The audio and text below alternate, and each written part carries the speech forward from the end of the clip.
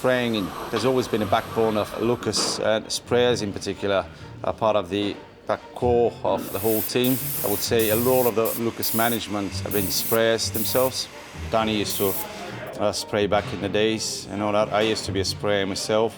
Oh, it's a full tent. It's like an improvised on-site spray booth. That's what we've done. Basically keeping it like a dust-free environment. At the same time, not allowing the fumes just to go outside. It's like a spray booth. On-site, in-situ spray booth. That's what we've achieved. So it is a challenge, this particular job. We're creating that section by section, having our own temporary lighting just to making sure that the area that we're spraying has got the proper lighting. It's part of the preparation. It is crucial. Obviously, not doing it right in the first time will affect the whole finish.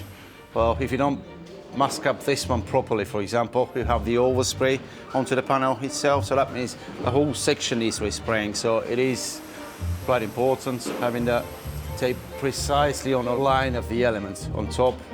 See that small distance here? So it is something that we normally get the boys helping the sprayer, but the sprayer is the one making sure that before he pulls the trigger, it's got everything being checked personally by him to make sure that this is into the precise line and shape or form.